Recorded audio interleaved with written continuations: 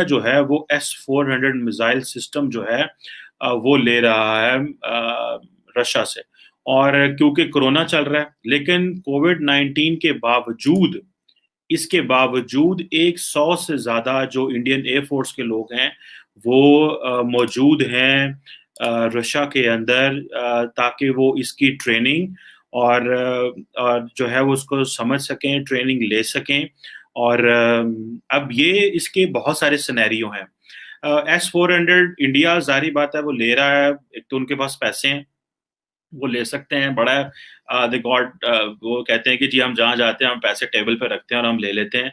दूसरा ये है कि S-400 उनकी जो डिफेंस की नीड्स है वो भी पूरा करता है, क्योंकि जो S-400 है वो कैपेबल है इनकमिंग होस्टाइल एयरक्राफ्ट की जो मिसाइल्स हैं उनको डैमेज करने में।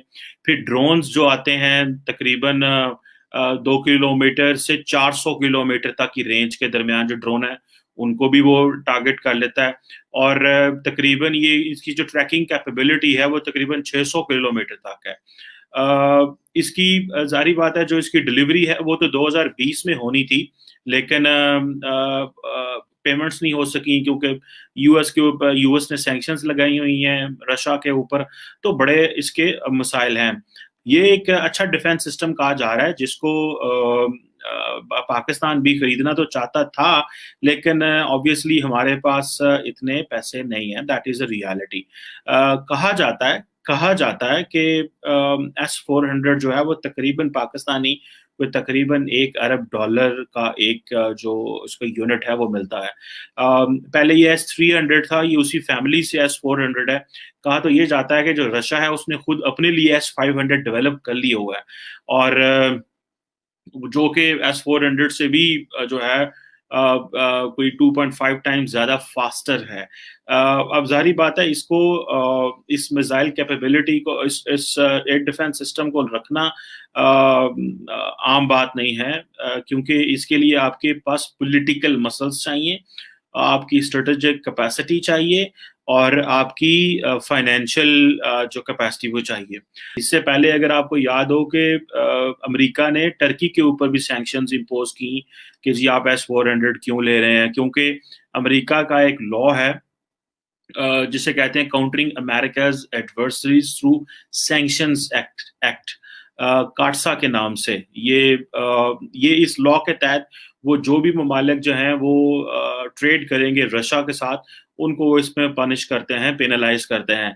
लेकिन ये इंडिया के हवाले से बड़ा एक सीरियस इस पे वो कंसर्न आता है कि क्या अमेरिका जो है वो इंडिया को टफ टाइम दे पाएगा। क्या अमेरिका जो है इंडिया को कह सकता है कि आप ये मिसाइल, ये जो एयर डिफेंस सिस्टम है ये नहीं खरीद सकते, और किस हद तक इंडिया को प्रेशराइज कर सकता है। मुझे इस तरह लगता है कि एक तरफ तो अमेरिका को इंडिया की जरूरत है इंडो पैसिफिक में, क्योंकि अमेरिका अपना सारे का सारा जो स्ट्रेटेजिक पॉलिटिकल मिलिट्री कैपिटल है वो इंडो पैसिफिक में इन्वेस्ट करना चाह रहा है। और ये कहा जा रहा है कि इंडियन जो अमेरिकन आर्मी है वो ट्रिलियंस ऑफ डॉलर्स के जो पैकेज है वो ले रही है। अमेरिका वो कांग्रेस के सामने वो रख रही है कि हमें किस तरह जो है वो इंगेज करना है चाइना को। अभी देखें कि, और उसके लिए उनको एक पोटेंशियल पावर चाहिए, and India is a potential power for that, इसमें कोई शक नहीं है। इंडिया के अंदर वो कैपेसिटी कैपेबिलिटी है कि वो उसको वो ले रहे हैं as a partner to engage to deal with China. गो के इंडिया इस बात में स्मार्ट हैं, और ये यहाँ इंडिया के अंदर बहुत बड़ी डिबेट चल रही है कि हमें we should not be in America's, जो हमें कोई इस तरह इनसर्कल ना कर ले, या हमें इस तरह वो किसी जाल में ना फंसा ले कि हम चाइना के साथ लड़ते रहें, या हमें जिस तरह बहुत सारे ममालिक को कोल्ड वार के ज़माने में अमेरिका ने रशिया के अगेंस्ट खड़ा करने की कोशिश की और वहाँ पे एनवायरनमेंट खराब हो, जिस तरह के पाकिस्तान था। So India doesn't want to repeat that mistake. So India अपनी ऑप्शंस ओपन भी रखना चाहता है, जो कि ऑब्वियसली इंडिया के लिए एक उनकी ज़रूरत भी है, और वो चाहते भी हैं।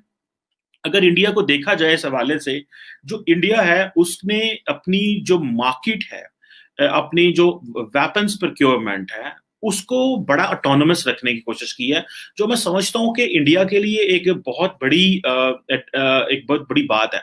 वो इस तरह के, अगर आप देखें कि जो रशिया से जो वेपन्स प्रोक्योर करता रहा है इंडिया, वो तकरीबन पहले 72% अगर वेपन्स प्रोक्योर कर रहा था, तो वो 56% जो वेपन्स है वो प्रोक्योर कर रहा है। ये Stockholm institute of Peace Research institute जो है, ये उसकी रिपोर्ट है, जिसका नाम है trends in international arms transfer 2019 के नाम से।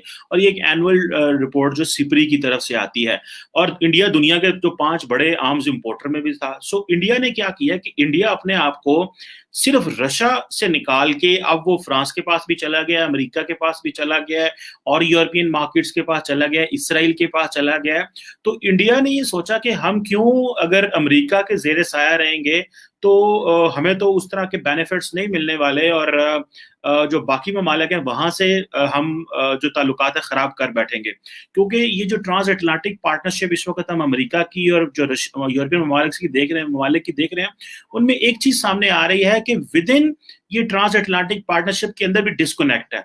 और वो जो डिस्कनेक्ट है वो बहुत ज्यादा हल्का हल्का, जिसे कहना सवियर भी होता जा रहा है। वो इस तरह कि जो यूरोपियंस हैं, पर्टिकुलरली फ्रेंच एंड जर्मन, वो टाइम एंड अगेन ये फील करवा रहे हैं अमेरिका को कि भाई आप जो है वो जा रहे हो इंडो पैसिफिक में, और हमें आपने पूछा ही नहीं है, और आप वहां पे अपनी मर्जी का एक एनवायरनमेंट क्रिएट करने की कोशिश कर रहे हो। हमारे जो कंसर्न्स हैं, हमारी जो सिक्योरिटी है, उसका क्या बनेगा, हमारे जो चाइना के साथ ताल्लुकात हैं उसको आप किस तरह लेके जा रहे हैं, और आप सिर्फ जापान, ऑस्ट्रेलिया और इंडिया के साथ मिलकर एक नया सिस्टम क्राफ्ट कर रहे हैं। अब इंडिया इस चीज को समझते हुए इंडिया अपने आप को मल्टीपल ऑप्शन सामने रखना चाह रहा है, जो कि इंतहाई वाइज अप्रोच है इन मेरी अंडरस्टैंडिंग के अंदर। सो S-400 लेना, रशिया से अमेरिका से बाकी टेक्नोलॉजी लेते रहना, फ्रांस से राफेल लेते रहना, इसराइल से चीजें लेते रहना, बहुत सारे यूरोपियन ममालिक से लेते रहना। बल्कि मैंने तो ये भी सुना है कि इंडियंस जो है वो दे आर स्मार्ट इनफ कि वो जहां जाते हैं, और ये मेरे फर्स्ट हैंड सोर्सेज हैं, दिस इज नॉट, मैंने कहीं पढ़ा नहीं है, मुझे आई हैव बीन टोल्ड कि इंडियंस जो है वो यूरोपियन मार्केट्स में ये कहते हैं, जो जहां से ये वेपन्स खरीदते हैं, कि अगर आपने पाकिस्तान को कोई वेपन्स दिए तो फिर हम आपसे नहीं खरीदेंगे। सो इस हद तक इंडिया